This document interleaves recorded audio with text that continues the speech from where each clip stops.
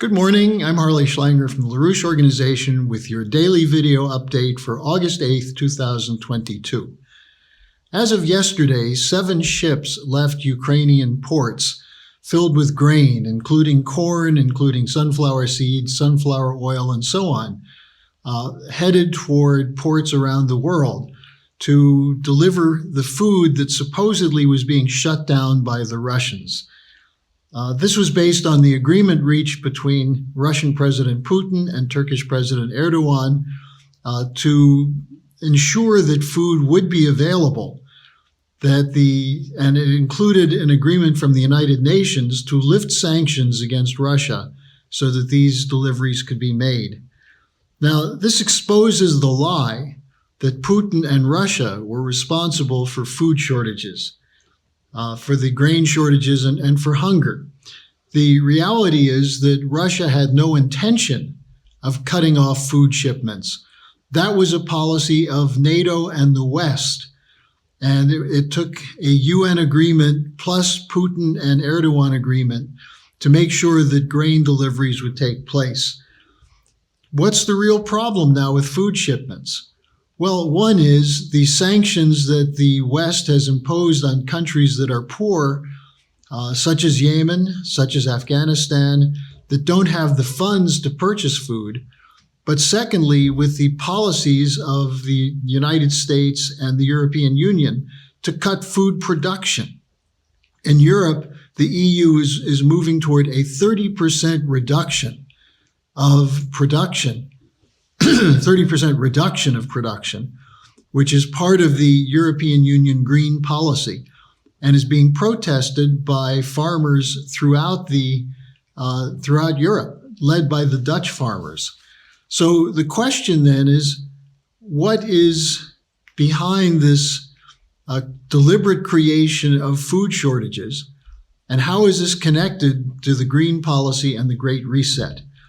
Well, this demonstrates why the Schiller Institute is fighting to establish a new financial and security architecture to replace the depression and austerity policies of the neoliberals in the West, as well as the war policies of the neoconservatives.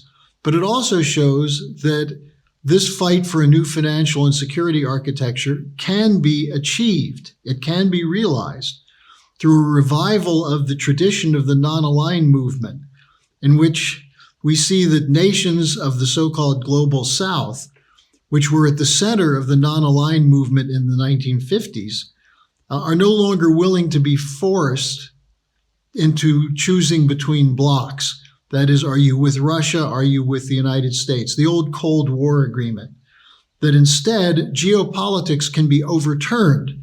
The divisions can be overturned between North, South, and East, West.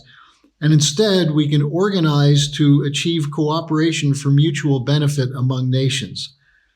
Now, who stands in the way of this? Is it Putin? Is it Xi Jinping of China? Well, if you look at the reality, you'll see that Russia and China are at the center of a series of multilateral organizations that are working to achieve such mutual benefit.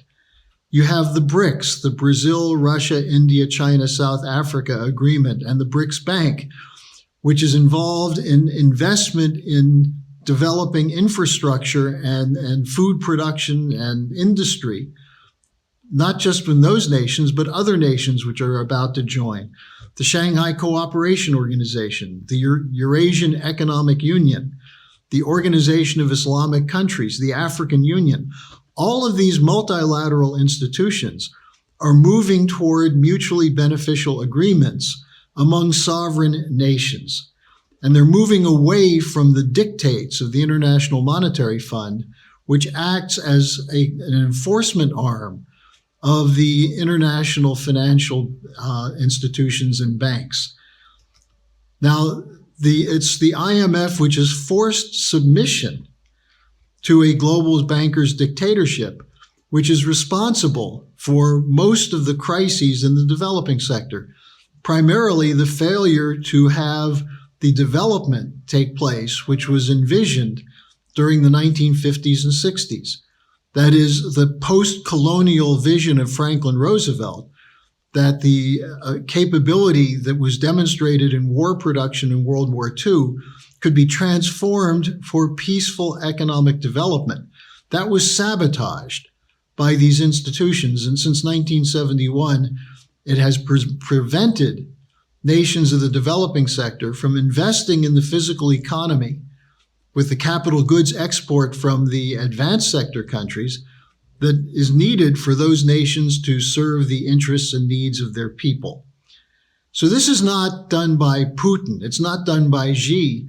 It's done by the global financial cartels, the grain cartels, the raw material cartels, who put the profit of their shareholders ahead of the interests of sovereign nations. And that's why the Great Reset is part of an attack on national sovereignty, to basically say that no nation has the right to put its own needs ahead of the needs of the global cartels and bankers. And the attack on sovereignty is an attempt to prevent nations from taking measures which would serve the interests of their own people. So you have these multilateral agreements that are already in place. You now have discussion underway and the beginnings of new financial transaction systems that will allow local currencies to be used rather than everything having to go through the grain cartel markets, for example, the Chicago Mercantile Exchange, the Rotterdam spot market for oil. There's actually negotiations that are bilateral and multilateral that include using currencies of those nations. A shift away from the petrodollar system, which has imposed the neoliberal austerity on developing sector countries since the end of World War II.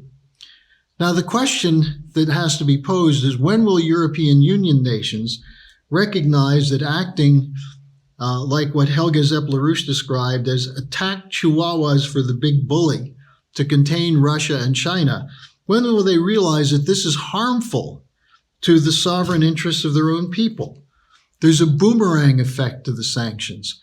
We're seeing the prospect of a freezing cold winter in Europe, especially in Germany, without access to the electricity and energy needs to keep industry going and at the same time provide people with warmth and power. This boomerang effect was most clearly indicated by the ravings of the economics minister of Germany, Robert Habeck, who announced last week that there will be an energy tax of up to 2,000 euros per household on energy usage between October of this year and March. How can people afford that with the already existing inflationary effect on utilities and transportation fuel? So what we're seeing is the preliminary effects of the Great Reset, taking away power of nations to act for their interests of their people, and instead imposing a top-down global dictatorship through the European Union or through the US and British policies, which use NATO and US military as an enforcement arm for those policies.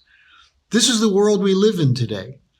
This is a world which is headed toward increasing numbers of wars. We see just in the last couple of days the Israelis launching new attacks on the Palestinians.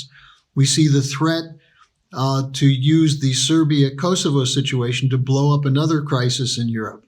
And of course, the Ukraine situation remains unresolved as the West refuses to put pressure on Ukraine to negotiate. In fact, they're putting pressure on Ukraine to not negotiate. And now we see the Pelosi jumping on her broomstick and going over to Taiwan as an effort to escalate the crisis there. Instead, we have the opportunity to move toward a new security and financial architecture based on multilateral agreements in the interests of the people of many, many nations. That's the alternative between what Lyndon LaRouche stood for his whole life, the idea of a world not dominated by financial interests of the City of London and Wall Street, but in which the sovereign needs of peoples of various nations are put forward first. Join us with the Schiller Institute to achieve this. I hope that you can share this video, you can raise these discussions with people you know. We've got to defeat the war party and the neoliberals if we are to achieve the kind of just world that was the intent of the Allies at the end of World War II, that was subverted by London and Wall Street. So thanks for joining me today. I'll see you again tomorrow.